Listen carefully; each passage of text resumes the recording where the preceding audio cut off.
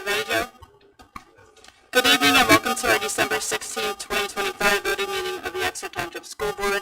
Would you please rise for the Pledge of Allegiance?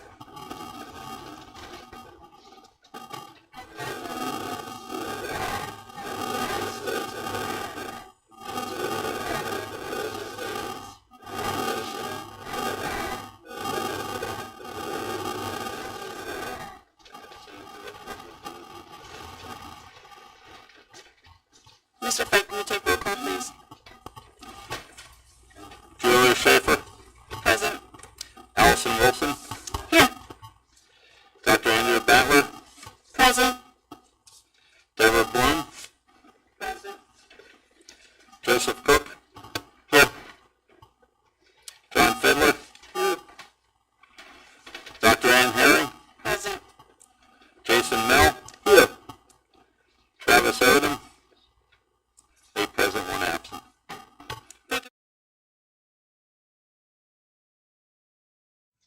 There are no amendments to tonight's agenda. The Personnel Committee met in executive session on Tuesday, December 9th to discuss personnel, and the board also met in executive session prior to this voting meeting to discuss personnel and litigation. Dr. Heller? Thank you, Mrs. Schaefer. I'd like to begin by thanking ECEF, Boscov's, Pastor Wendy of North Star Church, all the donors, volunteers, and Exeter staff for making Shop with the Teacher an amazing night for our students and their families. This night has become an extremely special and important tradition in our school district. I also know it is a tremendous amount of work that is largely done by Ange Cook, who is the foundation's director, so I'd like to personally thank her for everything she does for our families. In addition to that special night, we also have our series of concerts that take place across each of our buildings, which is also an important tradition. I've had an opportunity to go to many of our schools and see our musicians in their concerts, and I'd just like to put out a special thanks to Dr. Combs for the chorus concert that was held last week. I've had an opportunity again to attend many concerts as a building principal and now in this role, but Dr. Combs' concert, her choral concert, she did a couple songs by candlelight, and it was truly beautiful and amazing. So thank you to Dr. Combs for always looking for ways to do new and incredible things with our very talented students. So thank you, Mrs. Schaefer. Thank you, Dr. Heller. Okay, we will now proceed to public comment on agenda items. Public participation shall be conducted in accordance with Board Policy Number 903, which limits public comment to a total of 30 cumulative minutes, inclusive of both opening and closing public comments. Each individual speaker shall be given 4 minutes. Please be mindful of your time, as there are 10 community members signed up this evening. And please also understand that personnel matters are confidential, and the district is unable to discuss or comment on these matters. Okay, first up we have, is it Frank Kerber? Keeper?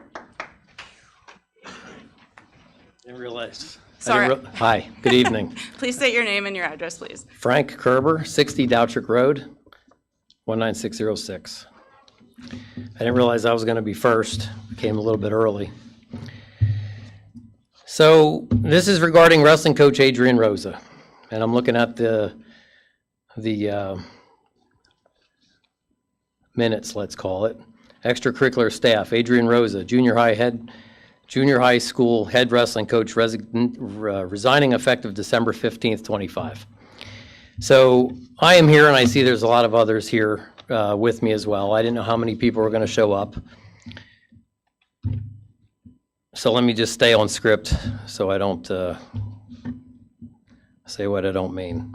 My name is Frank Kerber again, parent of sophomore and wrestler Joshua Kerber. Joshua and our family have been part of Exeter's wrestling program since his 3rd grade season. As a parent, I could speak about details of this Exeter wrestling program, the goods and the bads, for hours, but I'll jump right into why we are here. Adrian Rosa.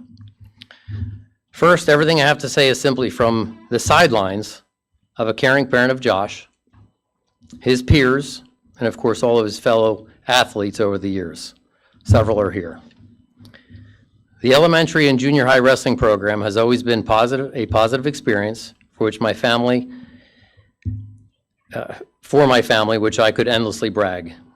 That positive experience is 100% because of the dedicated coaching staff.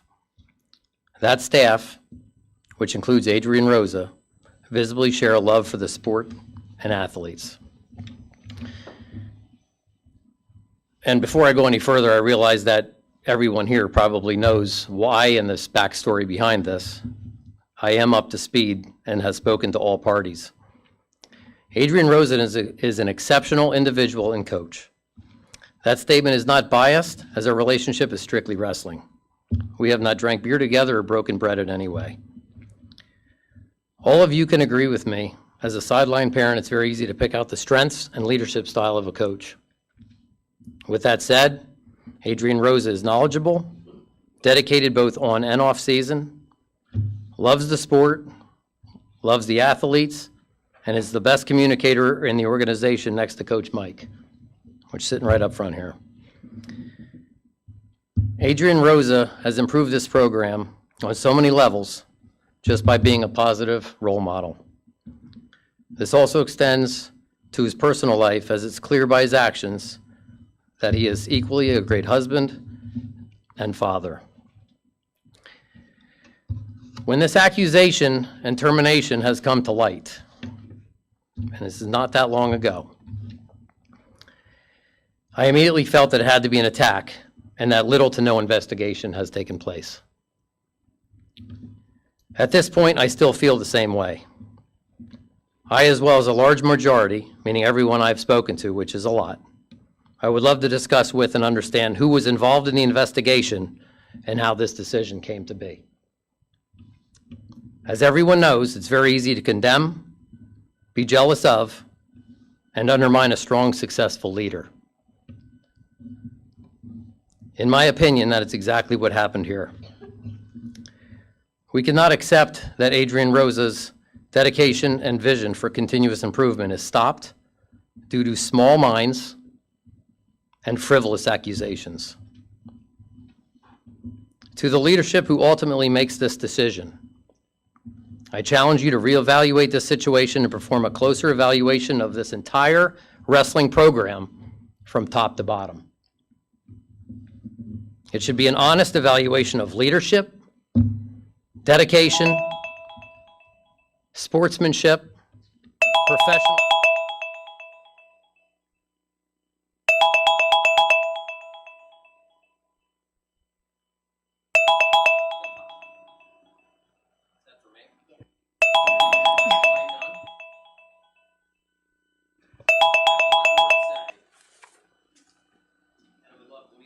Gaff and others. Thank you, Mr. Kerber. We appreciate your input. Okay, next speaker is Joshua Kerber.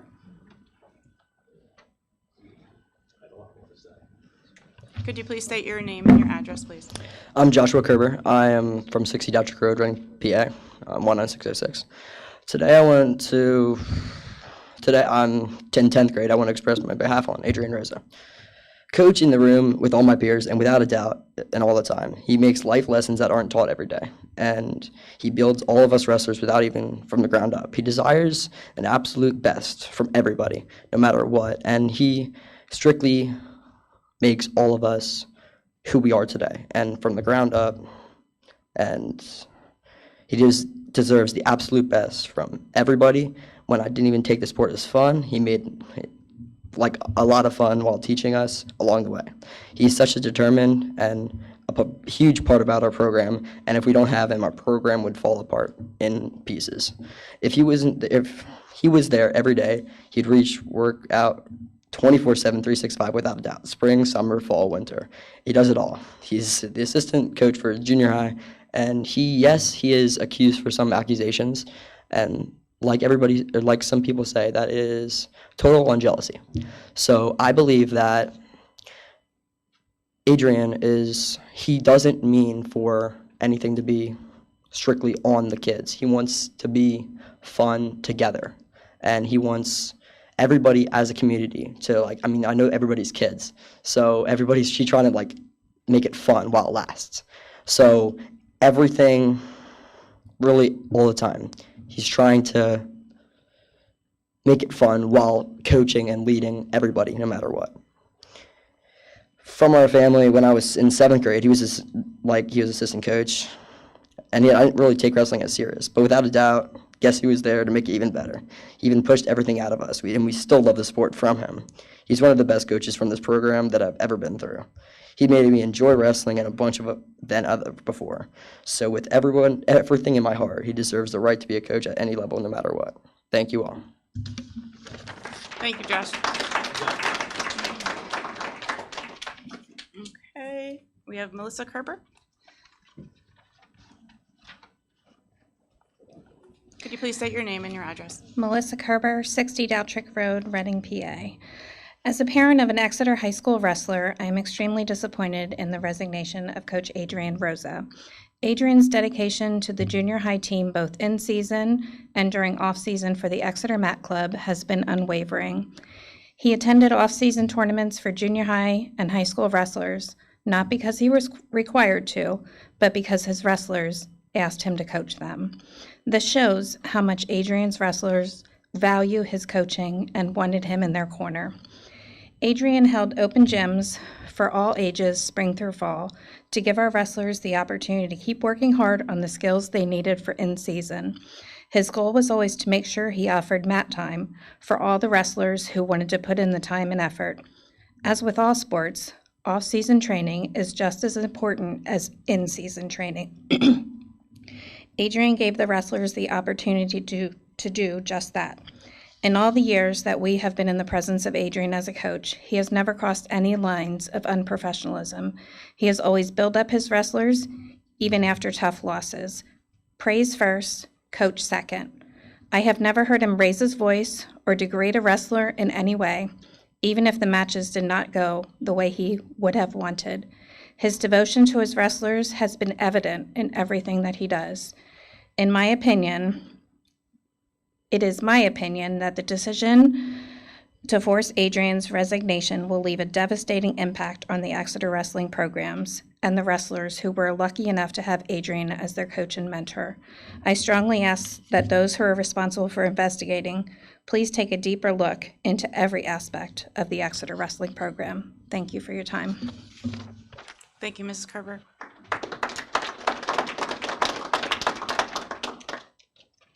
Okay, we have Cliff Kirschner.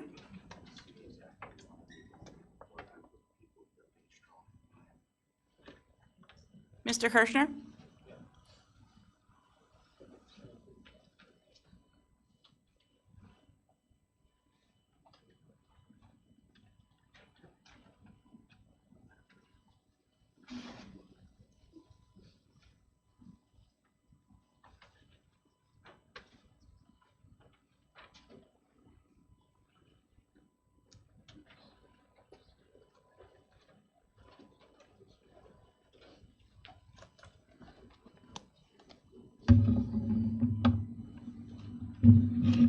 Mr. Kirschner, could you please state your name and address, please?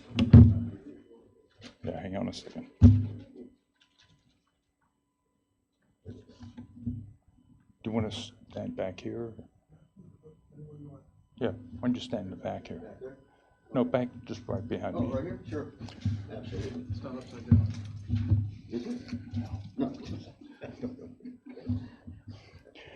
My name's Cliff Kirschner. I'm a member of the Vietnam Veterans of America, Berks County Chapter 131. Could you state your address, please? Pardon? Could you state your address, please? It's Macungie, Pennsylvania, 98 Hollyberry Road, Macungie, Pennsylvania. Good evening, members of the Exeter Township School Board, faculty, and fellow community members. I deeply value the principles of honor, remembrance, and patriotism, principles that I believe are shared throughout the Exeter Township and taught to our students.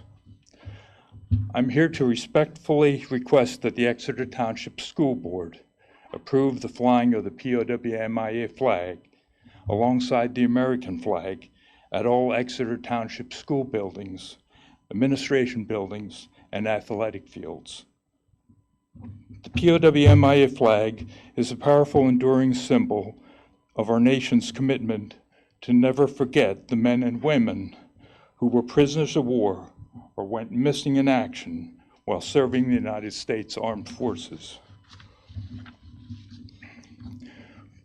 From Vietnam, in Pennsylvania still has 90 missing in action.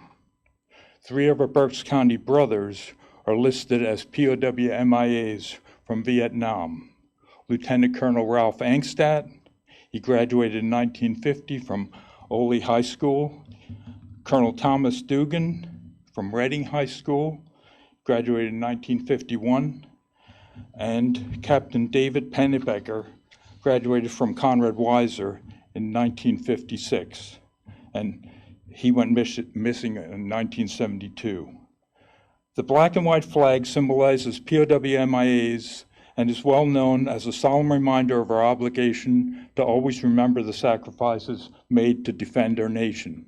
The flag's history began in 1970 when Mary Huff's husband, Navy pilot Commander Michael Huff, had been missing since January 7th of 1970, and she had just given birth to her 5th child. She recognized the need for a symbol of America's missing in action and prisoners of war, so she contacted the Ensign Flag Company, and along with Newt Heisley, he was a World War II pilot and a graphic designer, and he designed the POW MIA flag in 1971. The flag is black and features a white disc bearing in black silhouette the bust of a man. Watchtower with a guard and barbed wire. Above the disc are the white letters POW MIA on each side of a white 5-pointed star. Below the disc is a wreath and the motto, "You are not forgotten." Heisley was flying transport planes in World War II in the South Pacific when he thought about being prisoner and being forgotten, and he wrote down the phrase, "You are not forgotten." The POW flag is the only flag to fly over the White House other than the flag of the United States. It's displayed in all federal buildings and all United States post offices. It's also a law in Pennsylvania that the POW MIA flag must be flown on all state properties where the United States flag is also flown. This legislation was authored by Representative David Maloney. By your approval to fly the POW MIA flag, you will be joining other local districts and districts across the country that have recognized the importance of this symbol. It offers opportunities to educate students about military history, sacrifice, and civic responsibility. You will be making a statement that in Exeter, we remember. In Exeter, we honor those who have not yet returned home. And in Exeter, we teach our children that remembrance is not just a word, it is an action. I respectfully ask that you consider this proposal seriously and with the reverence it deserves. Julia, it's time. Mr. Kirshner, your time has expired. If you could just wrap up your final thought, please. Respectfully ask that you consider this proposal seriously and with the reverence it deserves. The act of this flag, flying this flag, will cost very little, but would have great significance to many. To be killed in war is not Mr. the worst Kirshner, that can happen. Your time has To expired, be sir. POW MIA is not the worst that can happen.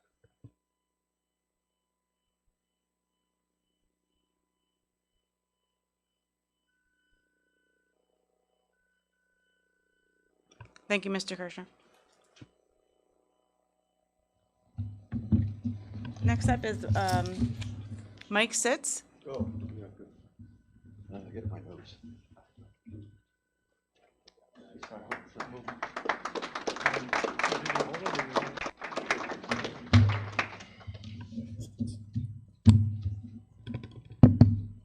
Mr. Sitz, could you please state your name and your address? Yeah, my name is Michael Seitz, like in rifle sights. Kind of like to say it that way. I am a resident of Exeter Township. I live on Gibraltar Road, Alisand Road. Both of my daughters graduated from Exeter Township. Currently, I have my grandson in junior high and my granddaughter's at Lorraine in 2nd grade. I'm following up on something that Cliff did touch on, is the POW MIAs. Currently, there are 80,899 registered POW MIAs right now, still out there. And we are requesting respectfully that the flag be flown to show support for those individuals that are missing, as well as their families who are waiting to hear something about their missing family members. Those 80,899 include those from World War II, Korea, the Vietnam conflict, the Cold War time, that was 1945 to 1991, when the Soviet Union needed to be kind of kept in check. And then recently, the Gulf War conflicts. I do have numbers from each of those, but just to keep it shorter, I can provide those possibly to superintendent, assistant superintendent, or the board. I'm not sure the proper way. But in addition to those numbers, currently in Pennsylvania, there are 5,355 missing in action right now that still are not identified. And as it was mentioned, 3 of those are from Berks County that we're honoring, and hopefully will be able to show support if we can have the township, the school district, fly the flag. That's our request, and hopefully we can have that happen then. That's pretty much all I have to say. Thank you for the time to address the board, superintendent, assistant superintendent, and I really appreciate this. Thank you so much, and please, please consider flying that flag to show support for those missing in action and the families. That's important also. They need to find out who or where their family members are. Recently, the last couple of months, I believe there's been 5 MIAs identified. Most of that's done out in Hawaii, where they have some kind of a government agency out there that does the identification. So there were 4 or 5 recently from different parts of the country. The remains returned to the family for proper interment, and that worked out good for them. So again, that's why we're asking, and hopefully you will be able to do that, and we respectfully request that you do that. That's pretty much all I have to say. Any questions for us or anything? Yeah, I was going to ask, does the board have any questions about flying the flag? I know there was some discussion at the previous board meeting. If anyone has any questions, if you want to ask them now, I'd be happy to answer them. It's on the agenda. We can ask those questions when we come to the item on the agenda. Are you sticking around? Yes. Okay. Yeah, we'll ask those questions once we get into discussion, so we can move on with public comment.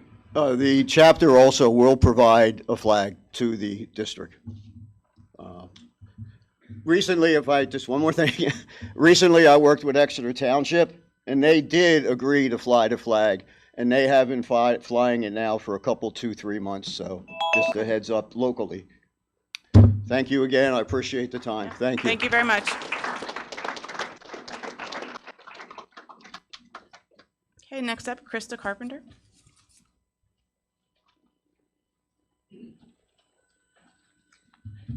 Krista Carpenter, 208 Nicole Drive, Reading. Good evening. My name is Krista Carpenter, and I am the mother of Genevieve Carpenter, who is a member of the girls wrestling team. I am here tonight to speak on behalf of Coach Adrian Rosa. Coach Adrian is selfless, thoughtful, and consistently goes above and beyond for every one of his athletes. He is there for our kids, not only during the season, but year-round. He is always willing to open up a gym for extra practice, giving the athletes the opportunity to improve, grow, and believe in themselves. Coach Adrian supports every athlete, whether you are an experienced wrestler or someone brand new to the sport, whether you are chasing your 50th win or your very first win. He is always in their corner, cheering them on and encouraging them. In the off-season, he has traveled with our athletes to Penn State, Atlantic City, Hershey, and Donny Park to compete. He is a trusted coach to have in their corner. He does all of this 12 months a year without being paid. And when our kids come to him and say, I found a tournament, his response is always, when and where, and he shows up. He does it because he loves wrestling, and more importantly, because he loves our kids. Coach Adrian has played a major role in growing our wrestling program, including the junior high program this year. He is the heart and soul of the program and the glue that holds it together across elementary, junior high, and high school levels for both boys and girls. I feel and I know many parents here feel the same. The decision to remove Coach Adrian from the role of coach of the junior high boys and girls team was made too quickly without fully gathering all the facts. So I respectfully ask that you please reevaluate the situation and listen to everyone here tonight. Not allowing Coach Adrian to coach is depriving our kids of an exceptional mentor, leader, and advocate. Thank you for your time. Thank you.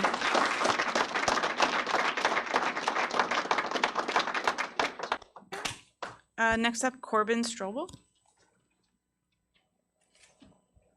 Could you please state your name and address? Corbin Strobel. I live at 1111 Pepper Ridge Drive, Reading. To whom this may concern, I am here to speak up for Coach Adrian. In my experience, Adrian has been nothing but encouraging, motivating, and supportive. He saw potential in me when I couldn't see it in myself. He has always pushed me to be the best and motivated me to become a better wrestler. He has helped me build my self-confidence both on and off the mat. Not only is Adrian an amazing coach, he is also a good friend. He has gone out of his way several times to show up and support me. He's someone I can talk to and someone I look up to. Coach Adrian may have used poor judgment when making that post, but I can stand up here with 100% certainty and say that this post was not meant to be malicious. It was not a post to mock this athlete, but instead to show the grit and hard work this wrestler put into that practice that night.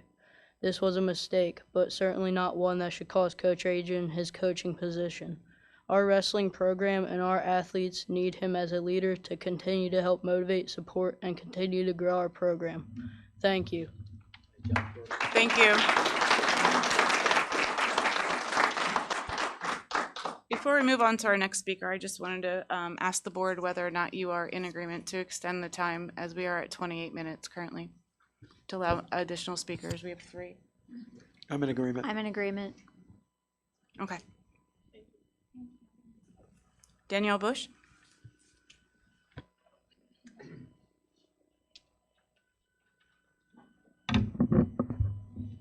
Danielle Bush, 20 East 34th Street.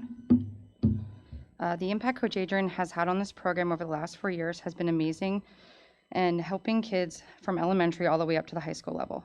He works hard, giving countless hours away from his wife and kids, even in the off season, being there for the kids on and off the mat.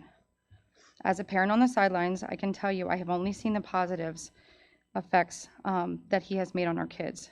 This man is there every single day, starting at 5 a.m. to make sure the kids get on the bus for a long day of wrestling.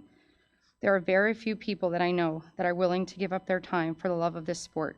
He is the pillar of our program. His resignation means not only that the program will suffer, but mostly our children. He is always there to uplift these kids, even on the days where wrestling doesn't work out in their favor.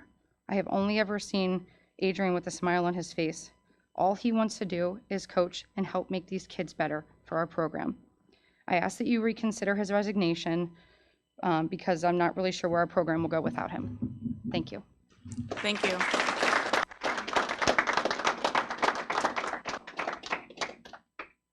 Patricia?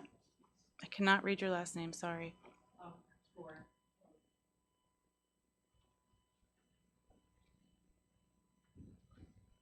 Could you please state your name and address? Hi, I'm Patricia Gore. My address is 284 Kenneth Place, Birdsboro, PA. I'm here to speak on behalf of Adrian Rosa. I didn't prepare anything. I am up here off the cuff. Bear with me. We have known Adrian for 4 years. My daughter went through the junior high program in 7th and 8th grade. She's now a sophomore in high school. He still continues to support her any way he can. A lot of the things I'm going to say now are things that people have already said. He has been to multiple off-season tournaments with her, in her corner, supporting her. He has integrity. He has compassion. And he is passionate about helping coach this Exeter wrestling family. I really encourage you to reconsider accepting his resignation. It's hurting the children. It's hurting the kids. None of them want to see him go. I appreciate the time. Thank you.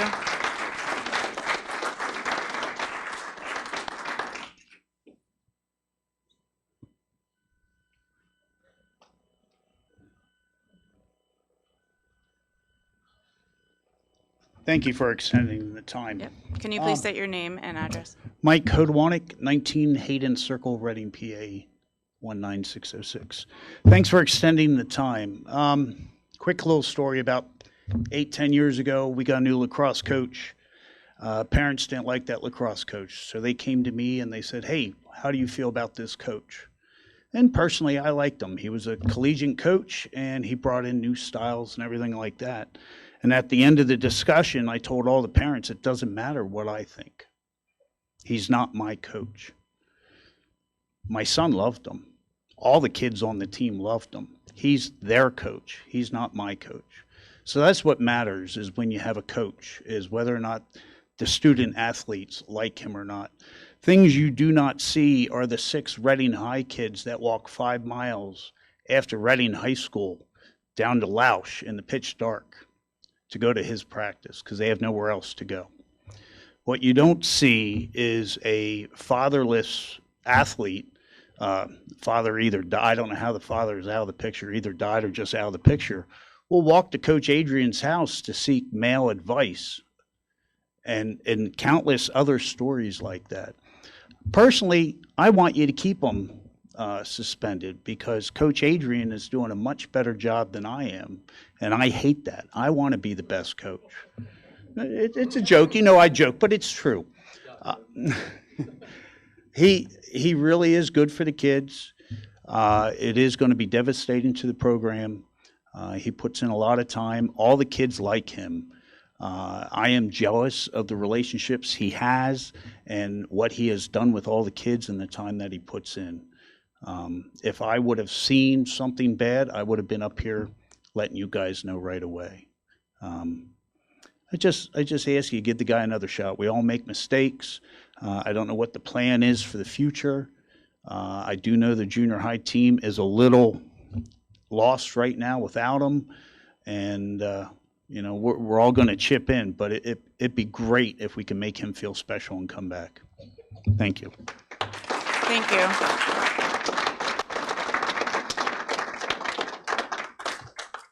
Thank you all for your comments.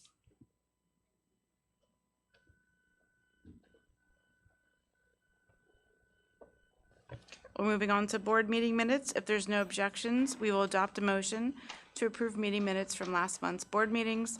Board Committee of the Whole meeting on November 3rd, 2025. Board voting meeting on November 18th, 2025. Hearing no objections, the minutes are approved. Treasurer's report and payment requests. If there are no objections, we'll adopt a motion to approve the November 2025 Treasurer's report and payment requests dated November 19, 2025 to December 16, 2025. Hearing no objections, the Treasurer report and payment requests are approved. Now on to committees. Mr. Fiddler, could you please present for education? Thank you, Mrs. Schaefer. The first 2 items on the agenda are for information only, the enrollment report and field trips within 60 miles. Are there any questions about those from the board? Hearing none, we'll move on to the next and the first voting item, a dissertation research request. It is recommended that the Board of School Directors approve the request of Lewis Blair, doctoral candidate at Kutztown University, to work with the 3 senior high school teachers as he conducts research as part of his dissertation. Second. There's a motion and a second. Any discussion? I do have a question. I understand Mr. Blair is here tonight.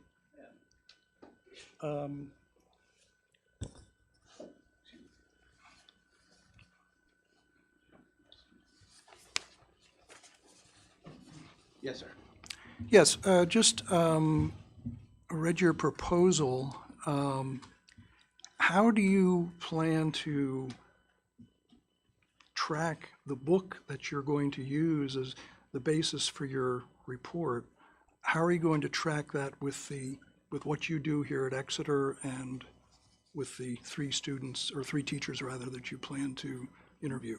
Well, as the participants read the book, they're going to be given a series of journal prompts, weekly prompts, that they will write about, and I will collect that information for my chapter 4 of my dissertation. So I will use the information they give me to track awareness and change in attitude, in planning, etc. Okay. Now, I read the description of the book. We just got this today, so I didn't get a chance to take a look at the book. But I went to the Oxford University Press website, and it gives a good description of the book, that it deals with the racial achievement gap and racial disparities in public education. Is that the topic of your whole dissertation? You referred to a chapter in it. I mean, can you say a little bit more about what shape your dissertation will take? Essentially, the ultimate aim is to raise student engagement for all students, but it does concentrate on BIPOC students throughout the district. So the book is a good example of a changing racial demographic and their efforts in that school district in the book to address the changing diverse population. And I chose that book because in some ways it mirrors the area, Berks County. Oh, that was going to be my next question. Okay, good. All right, that's all I had. I don't know if any other board members have questions for Mr. Blair. Okay, thank you, sir, and good luck. Mr. Blair, sorry, Yes, I do have no one worries. question. With the 3 volunteers that you do pick, the time that they are spent doing the volunteering for the research, that is outside of their normal working hours? Oh, yes. Okay, so I just want to make sure that's clarified. Oh, yeah, absolutely. Okay, thank you. Thank you. Thank you, sir. Any other discussion? All in favor, say aye. Aye. Aye. Opposed? Motion carries. All right, on to item D, the Education Committee consent agenda, which consists of the following: 2 field trips outside the 60-mile radius, a list of staff conferences, 2 early graduation requests, the attached Soaring Eagle and Soaring Eagle corrections for the current school year, next school year. A settlement agreement, a tuition agreement, and another settlement agreement. Second. I move that we approve all of those. We have a motion and a second. Any discussion? All in favor, say aye. Aye. Opposed? Motion carried. And that's it for the Education Committee. Thank you, Mr. Fiddler. Dr. Hearing, personnel. Yes, thank you. The first item is informational. It is recommended that the Board of School Directors notify Dr. Christy M. Haller of the intention to retain her as the district's superintendent of schools for a term consistent with the Pennsylvania School Code. This recommendation represents the board's confidence in Dr. Haller's leadership and her continued commitment to serving the students, staff, and families of the district. Next on the agenda. Sorry, Dr. Hearing, maybe this is a misprint in the agenda. It says the type is action on this, so should this be voted on, or is this really truly an information item only? No, it should actually be voted on. Okay, Oh, my apologies. so I'll second. There we go. We have a motion and a second. Any discussion? All in favor, say aye. Aye. Opposed? Motion carries. Okay, next on the agenda. It is recommended that the Board of School Directors approves or ratifies the following personnel items. Any items in bold have been added, changed since the Committee of the Whole meeting. Item 1, resignations. Item 2, retirements. Item 3, appointments.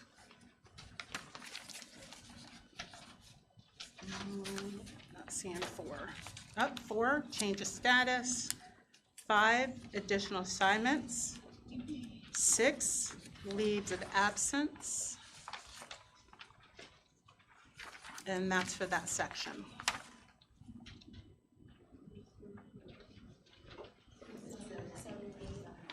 I'm going to do those separately. Dr. Herring, would you like to pull out resignations as well? Sure. Okay. I'll pull out resignations. Okay, so we're voting on items A 2 to 6, I 2 believe. through 6. Okay. So we have a motion. Do we have a second? Second? Any discussion? All in favor say aye. Aye. Opposed? Motion carries. Okay, it is recommended that the Board of School Directors approves or ratifies the following personnel items, resignations. Second. We have a motion and a second. Any discussion? All in favor say aye. Aye. Opposed? Motion carries. Item 7, it is recommended that the Board of School Directors approve the attached updated job description for the bus mechanic assistant position. Second? We have a motion and a second. Any discussion? All in favor say aye. Aye. Opposed? Motion carries. Lastly, it is recommended that the Board of School Directors approve the attached list of course requirements. Second? We have a motion and a second. Any discussion? Yes, I'll be abstaining from this vote because my spouse is listed in the course request.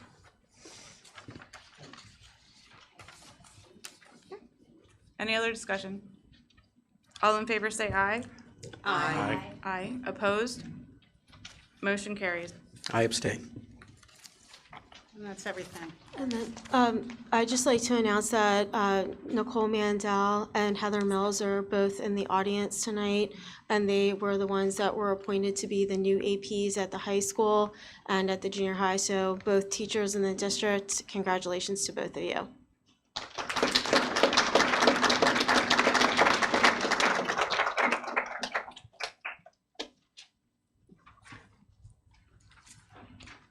On to finance and audit, Mrs. Bloom.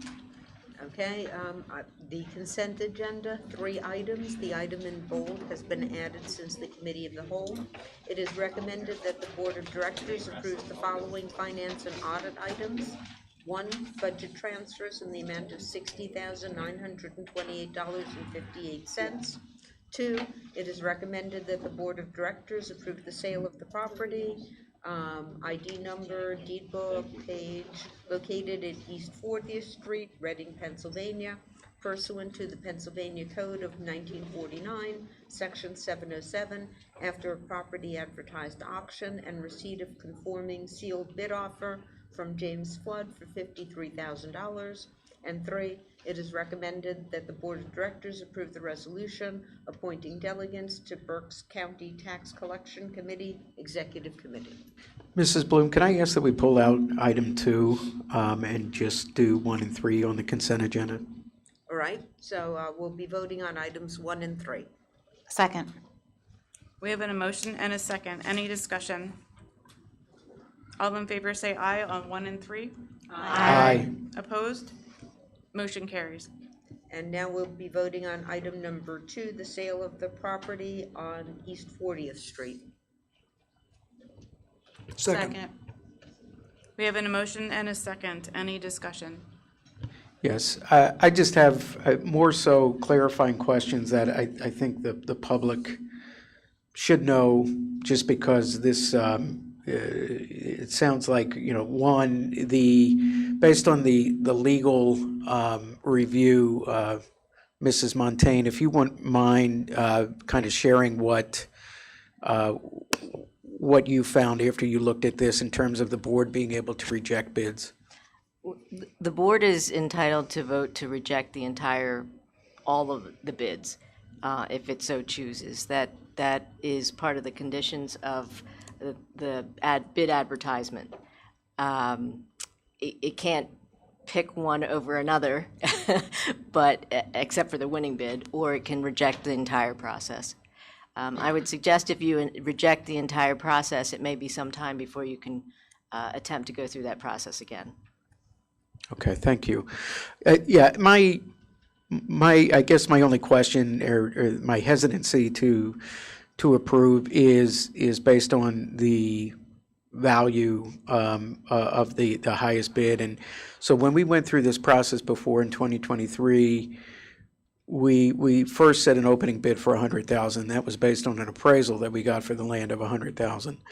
And then I do know that we did not get any interested bidders for $100,000, and then I think an arbitrary amount that we decided to put out there again was for $50,000, and still nobody bid on the property. Obviously, this has come up again and again, but my concern is that when we brought this up again, there was no discussion that I'm aware of setting what that opening bid amount would be again this time.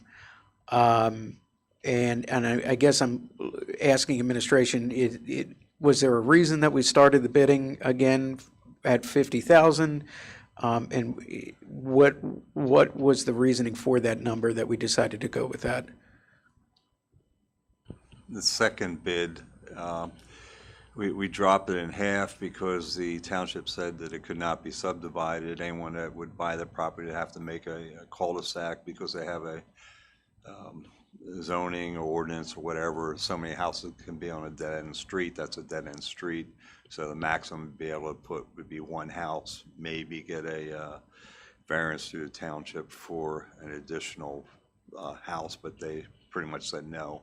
When we talked to the appraiser, he said that made a big difference. If it's subdividable, it would be over 100,000 less than, if it's not subdividable, it'd be a lot less, but, that can always change down the road depending on township zoning. So when we talked to the board, and I don't think you were at that meeting, we said we put out the last bid because I think the board the previous time said they would not accept less than that. So we put it out the same conditions that we put on the second bid before. And just to clarify though, we have not gotten an appraisal or anything lower than 100,000 at this point. That $50,000 amount is purely arbitrary. That we've set that amount for the opening bid. Is that correct? Like nobody's given us $50,000 as the value of that land. Correct, and that 100,000 was a verbal from our realtor or appraiser that does our assessment. Okay. Yeah. Okay. I have a question for our solicitor.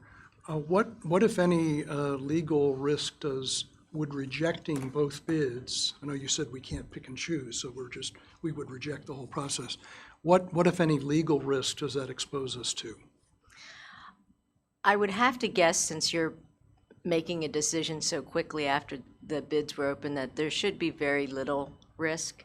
The presumptive winning bidder, if they engaged in any kind of other contracts with the expectation that this was going to go forward, because the board did previously agree to go forward with the process.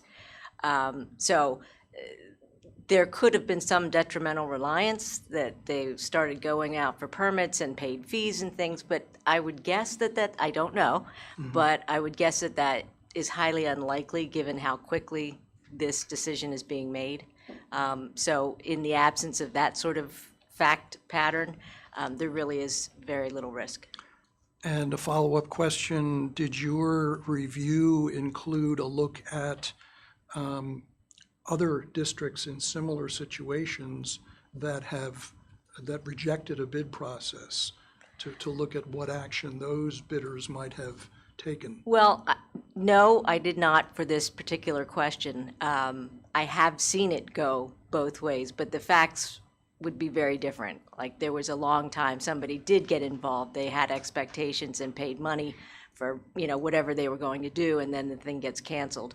So that it's kind of a not comparable history with what you are considering here either way. Okay, thank you. Any further discussion? Yes, if I may. Not to diminish Mr. Mel's opinion, because I agree with a lot of what he had said at the last meeting, but in my opinion, the board approved the administration to move forward with this. And they got a bid. It's not a big number, but we've tried before, and we didn't get any bites. And I just feel like we're here. We gave them approval. They came back with a purchaser. In my opinion, we should be moving forward with it. Thank you. Yes, and for the record, I am choosing to abstain also from this vote because I don't want to give any perception of my vote being influenced. One of the bidders, like I had mentioned at the last meeting, had reached out to inquire about the land prior to the bidding process, which I redirected to Mr. Fike. I do have a concern. I don't want to say a concern, but something that I was thinking about that I don't know if everybody else was or not. But we only have, when it comes to property, you only have so much. You only, once you get rid of property, you don't really get it back, in general, especially when it comes to school districts or other township things. And as I was looking at this, I was considering that, okay, we sell it, it's a low number, but it's not like horribly low. They build a house on it, whatever, we gain revenue that way, through taxes. However, I was reminded over and over the past week or so of somebody saying to me, why doesn't the school district use it as this sports field? Now, granted, that would cost money, and that's not something that I'm looking to say, hey, we should do that right now. I'm not saying that. Or why doesn't the school district use it for solar panels? Not that that's even the right place that it should go. Not saying that either. But I have been very hesitant because once you lose property, that is not something that you just gain back. So I think that we should, and I appreciate everything that the administration has done. I know this is probably not easy and not fun to do. But because of it being such a low number that it's not really, it's kind of like a drop in the bucket type of thing, that's one of the reasons that I will be voting no tonight to this. Thank you, Dr. Beller. Any other discussion?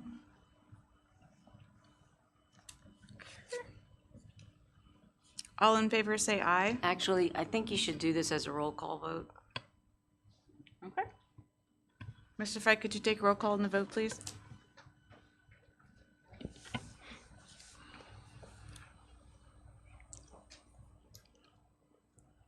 Yes would be accept, no would be reject.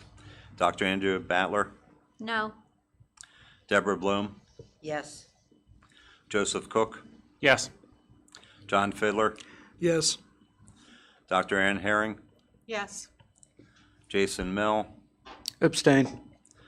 Travis Odom's not here, Julia Schaefer, Yes. Allison Wilson, Yes.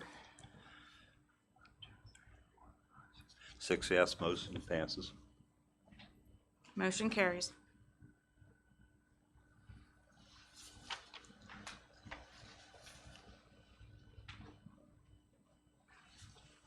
On to Facilities and Transportation Committee with Dr. Battler. Thank you, Mrs. Schaefer. It is recommended that the Board of School Directors discuss the request of the addition of the POW MIA flag outside of all school buildings. Second. It's a discussion. Yes.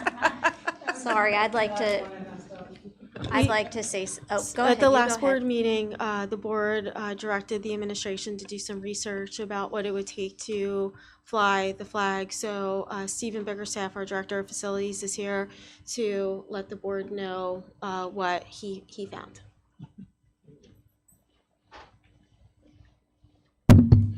Good evening. I did a little bit of research on it. The federal requirements is that we fly for 6 holidays, which Flag Day, Veterans Day, Memorial Day, to be in line with the federal holidays. Also, a few other days, which I can't remember at the moment. When we looked at the cost, we looked at adding on 2 flagpoles on either side to our administration building only, which came out just a little below $4,000 to put up the PA flag and the POW MIA flag. We also talked about the suggestion of putting them in the main gyms. And then the last question was about hanging them below the American flag, which is totally acceptable. The only thing that would be with that would be we would have to remove them on some of our flagpoles because of the height during half mast, which usually is 12 to 20 days a year, depending on what the federal government requires for us to lower them. Only because they would be so low, like on the flag out here. It's only a 20-foot pole. So when we lower that down to half mast, it's a 10-foot, and it would be too low to be seen or could be touched or messed with if it was like that. The recommendation also was put out to put it at the senior high school stadium, which is a 40-foot flagpole. We could fly a higher flag. It would represent the whole district. We do put that flag down for half mast, but then if we did lower, it would still be high enough to be displayed within lighting. So that would be a cheap alternative.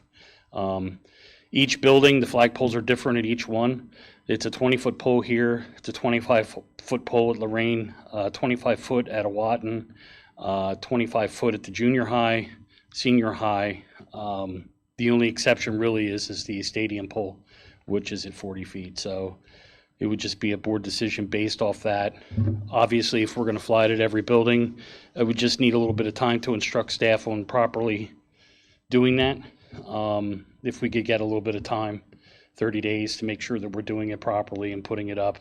The recommendation would be put clips on the current ropes so we don't have to mess with the mechanics. It would be a cheaper option rather than adding additional rigging or anything else for another flag. And we would just handle it from there and do it appropriately. It's just really, the only thing I have is it's up to the board. If we spend the money, we want to make sure the taxpayers aren't flipping a bill for something we shouldn't.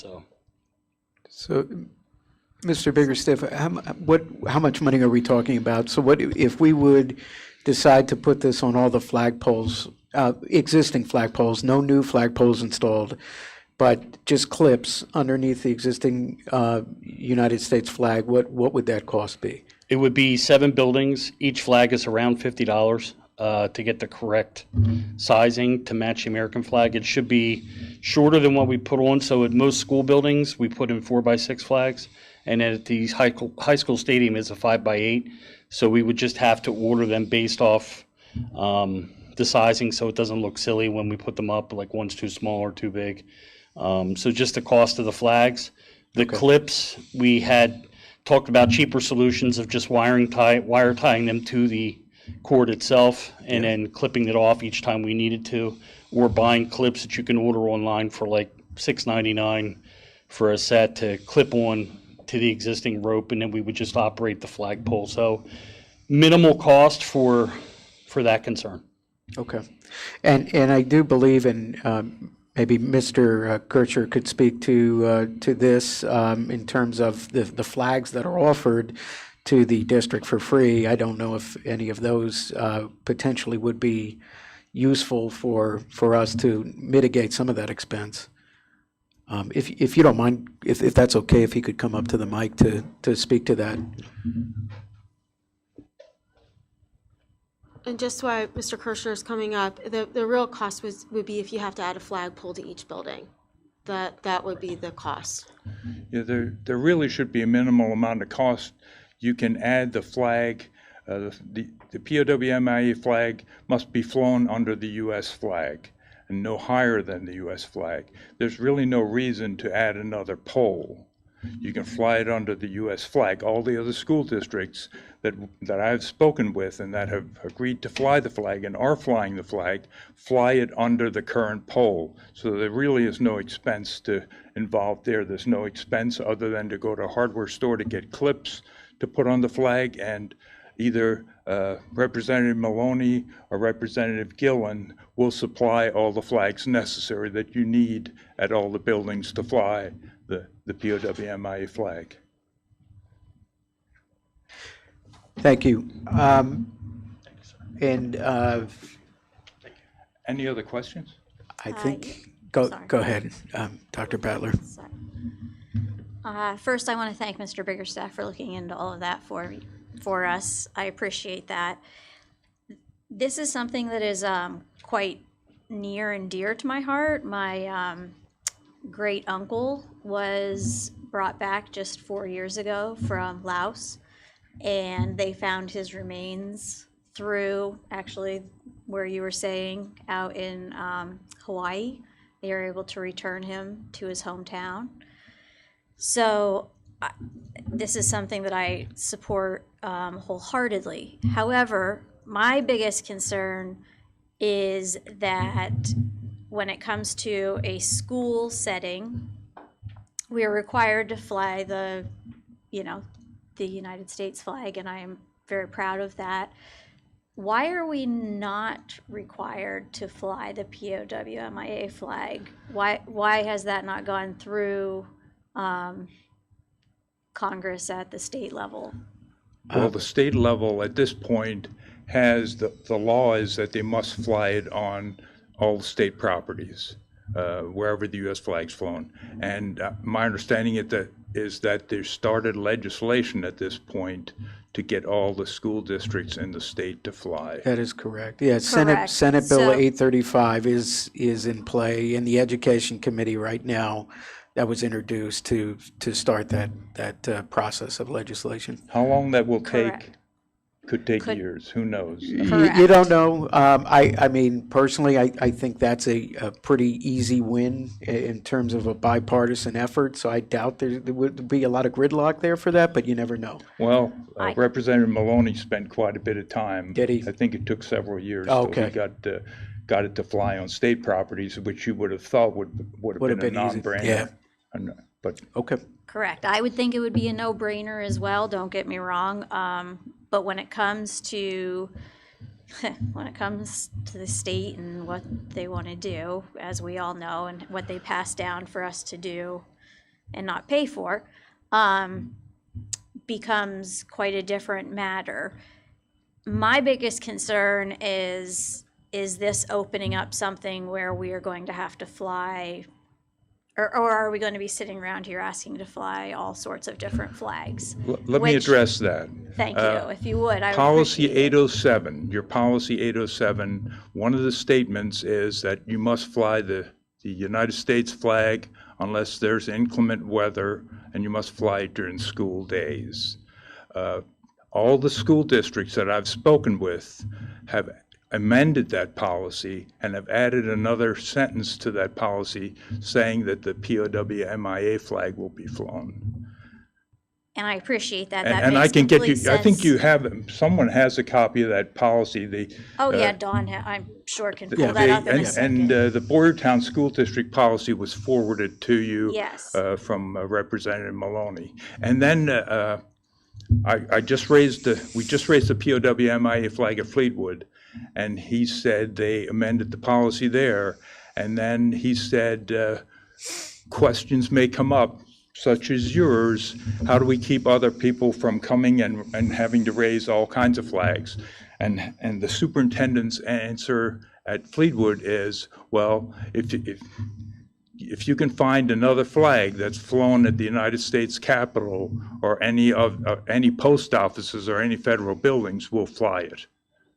But POWMIA is the only flag that gets flown other than the United States flag. Thank you, sir. I appreciate that. Okay, you're welcome. Thank you very much. Mr. Kircher, I have a question for you. One more question, if I may. Do you know at this point, besides Boyertown and Fleetwood, how many school districts in Berks County are flying the flag? Yes, there are currently 8 school districts flying the flag. Boyertown, Brandywine, Ole, Fleetwood, Hamburg, Kutztown. And I may have missed one. Muhlenberg. I'm sorry, Muhlenberg. Thank you very much. Sure, you're welcome. Thank you, Mr. Kirchner. Ms. Montaigne, do you have any concerns or anything you wish to add to the discussion? Yeah, I would say that you have to be cautious because even if you put that amendment, and I would agree if you wanted to go in this direction at this point in time, that you should amend your policy, it is not protection from, think of, everybody can think about personally what they find offensive. And that supporting organization is going to request to fly their flag as well. This is a separate organization, unlike state legislature where it's in the statute. The American flag is in the school code, and that is our law. And that says that we have to fly it. There is no other flag in the school code. And until such time as they put it in the school code, if you open up that door and start flying certain flags, then you open yourself up to a public forum. And then you cannot engage in, the term, viewpoint discrimination. So you will have a situation, I can't tell you when, that somebody's going to request to fly their flag, and you're going to say, heaven forbid, no, no, no, and then you'll have a lawsuit. And it doesn't matter if another superintendent says, well, if there's another flag. They're separate laws. They have nothing to do with public schools. So you can certainly take this wonderful, request, but you are opening yourselves up to all kinds of other requests, and that you just have to understand that. Thank you, Ms. Montaigne. If the state legislature passes and they put it in the school code, then we don't have that problem. And we can fly both flags accordingly. Even if, as he said, we amend our, the policy. Forgive me, thank you, ma'am. Yes. Amend the policy to say any flag that flies above the Capitol or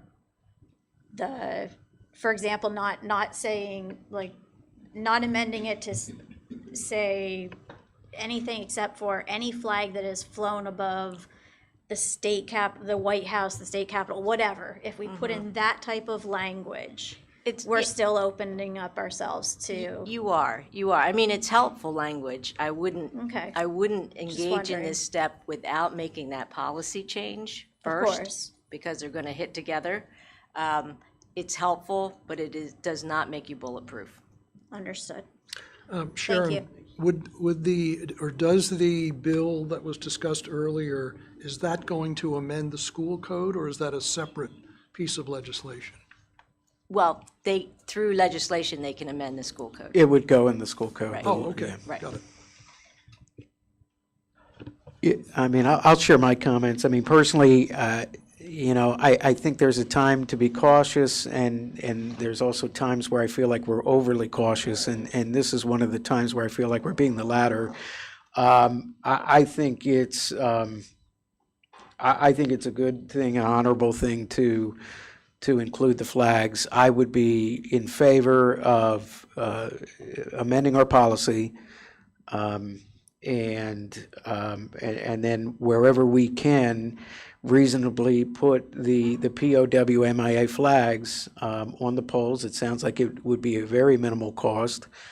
I think we should do it. I think, again, personally, I think it will pass. That legislation, I think, will pass in the state Senate and House, and I think we're eventually going to have to do it anyway.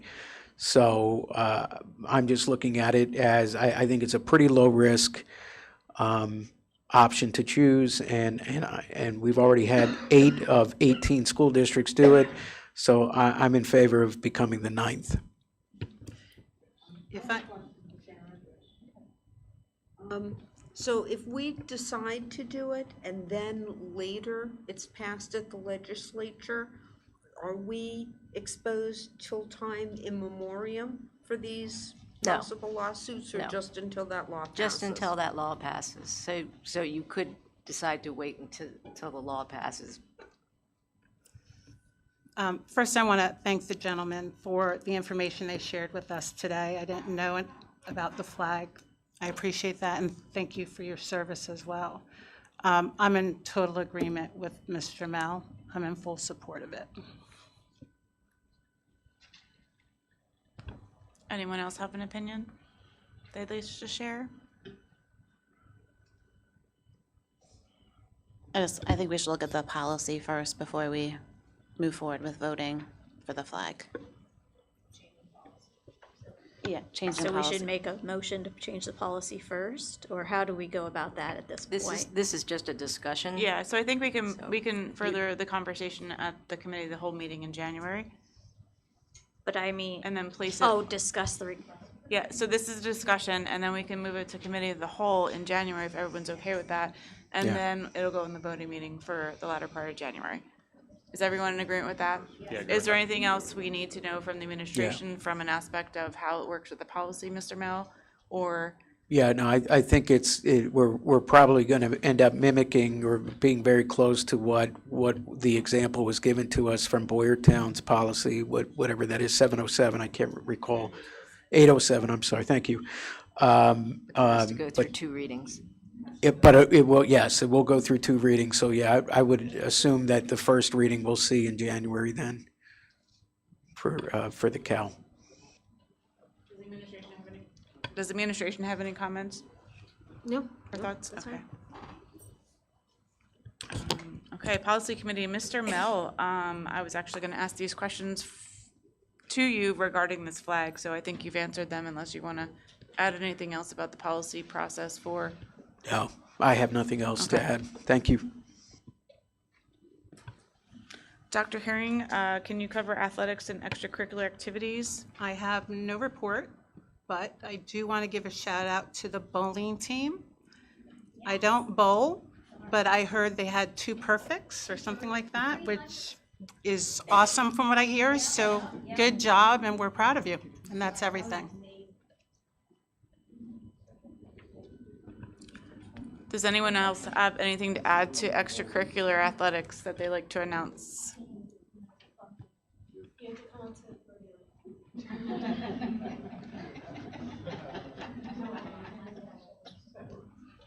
Would also like to add that our cheerleading team won the District 3 championship 2 weekends ago, I believe, and they are qualified for the PIAA tournament in Johnstown, PA, on January 8th and 9th.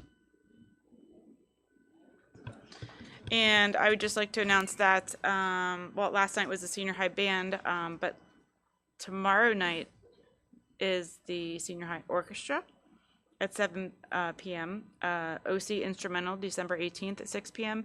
And the Eagle Airs and Senior High School Orchestra will be at Schwarzwald Church November 19th at 7 p.m. So that should conclude our holiday festivities as far as the music's concerned. I'm sorry, December. I'm sorry. It's Friday, yeah. Okay.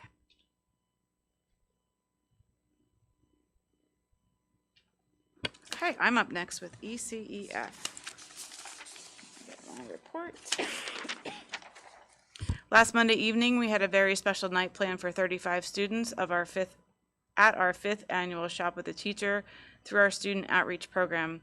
Thanks to Mr. John Cusatis, supportive concepts for families, Boscovs, and some very special Secret Santas. We were able to provide students with gift cards to shop for loved ones or themselves, personal care items, and refreshments. The holiday spirit didn't stop there. Moe's Southwest Grill of Reading so generously donated meal kits for every student shopper. The Junior High School Youth Volunteer Corps made gift bags for shoppers, and each school contributed to a drive so that each family took 2 bags of food home. It takes many in our community to make this night happen each year. Thank you to all of our shoppers, volunteers, and gift wrapper elves. You all put so much heart into making it an amazing night for the students. Many thanks to all of the Exeter administration and staff who put a lot of work into making this possible, as well as all the generous friends of ECEF who donated items from our Amazon wish list or sponsored a student for the evening. A very special thanks to Mr. Frank Vecchio for donating the Santa suit and bringing much joy to everyone in attendance. This special evening was made even more so by the warm welcome and hospitality provided by North Star United Methodist Church, who continued to be strong supporters of ECF, student outreach, and all of Exeter. Thank you to Pastor Wendy for your community love and leadership. Mr. Fiddler, Berks Career and Technology Center Joint Operating Committee. Yes, just a brief report with a personal touch, having learned long ago that if you don't blow your own horn, nobody else will. The JOC very kindly elected me vice president of the JOC, so I will serve. Thank you. At least when I was secretary, I got to sign pieces of paper. The vice president doesn't get to do anything, but and I'm also told I don't get a car. And nothing to report from the Berks County Intermediate Unit. Both of those organizations will meet in January, and that's the end of the report. Do you have any updates for Berks County Intermediate Unit? No. I'm sorry. Nothing there either, and we'll both organizations will meet next month. Do you hold any positions anywhere else? Well, I wanted to be king of the BCIU, but they didn't like that idea. He still gets food, I was going to say. We all know you're in it for the free meals, Mr. Fiddler. You're not fooling anybody. Legislative and PSBA liaison, Mr. Mill. Yes, so I have a few updates here. On Tuesday, December 9th, the Pennsylvania Senate confirmed Dr. Kerry Rowe as Secretary of Education. Rowe has dedicated over 25 years to public education, serving as a teacher, principal, superintendent, and deputy secretary. So congratulations to her. PA Senate Bill 1014 passed out of the Senate Education Committee. The legislation would require school entities to create a policy which bans student use and restricts possession of cell phones and other electronic devices during the school day while on school grounds. PSBA is opposed to the bill as written because it would take decision-making away from locally elected school officials. The bill moves to the entire state Senate for consideration. Earlier this month, the U.S. House of Representatives passed 3 bills aimed at increasing transparency around foreign involvement in K-12 education. The CLASS Act, H.R. 1005, would require school districts to publicly disclose any funding or contracts originating from foreign sources within 30 days. The TRACE Act, H.R. 1049, would give parents the right to know about foreign donations, financial relationships, and classroom materials provided by foreign governments or entities of concern, and requires schools to answer parent inquiries about whether faculty are paid by such entities. And the Protect Our Kids Act, H.R. 1069, prohibits federal education funding for any elementary or secondary school that directly or indirectly receives support from the Chinese government. All of those bills now await consideration in the U.S. Senate. And lastly, the Whole Milk for Healthy Kids Act of 2025, S222, was passed by the U.S. Senate back in November and passed the U.S. House by voice vote yesterday. With the bill, schools that participate in the USDA's National School Lunch Program would be allowed to offer flavored and unflavored organic or non-organic whole reduced fat, low fat, and fat-free fluid milk and lactose-free fluid milk, as well as non-dairy beverages that are nutritionally equivalent to fluid milk and meet the nutritional standards established by the Secretary.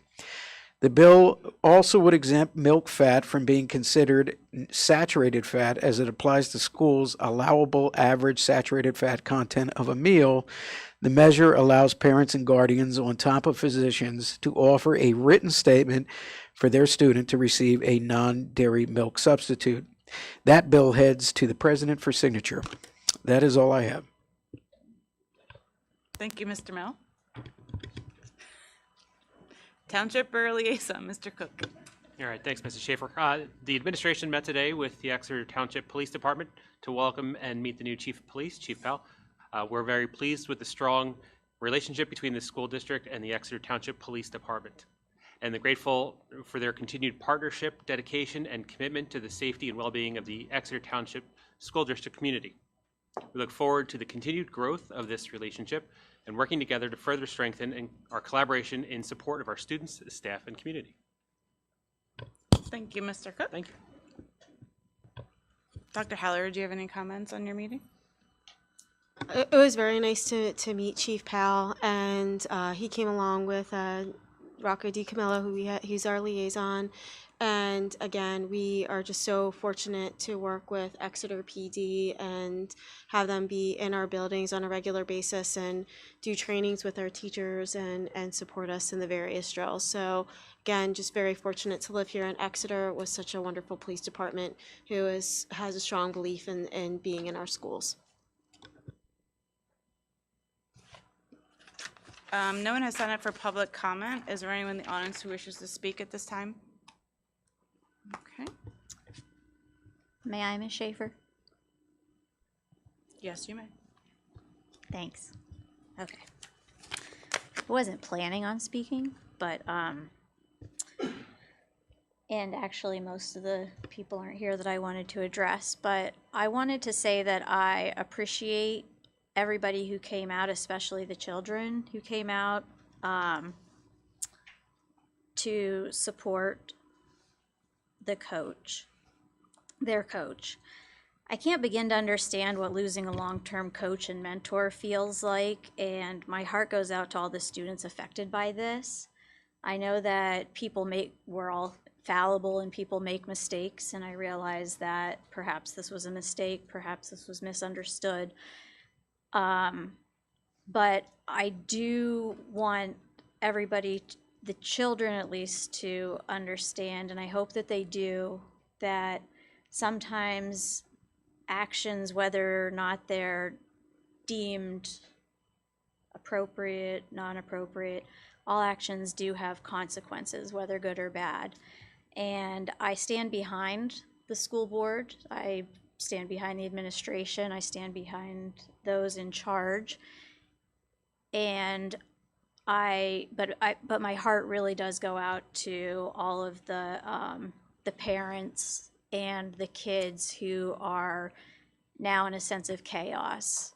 So even though we did vote the way that we did, I want to let them know that I completely empathize with them, because even though I'm not sympathetically in their situation, that is a very difficult situation to be in. Beautifully said, Dr. Heck. Okay. Is there anyone else who wishes to be heard at this time? Okay. I'd also like to thank everyone who came out to publicly speak today regarding the wonderful wrestling program that we have and Coach Adrian. I want to wish everyone a joyous holiday season and a happy new year as we end our 2025. A few more days left of school, and then everyone is off until the new year. Our next meeting will be the Committee of the Whole meeting on Tuesday, January 6, 2026 at 6 p.m. If there's no objections, we will adjourn the meeting. Hearing none, meeting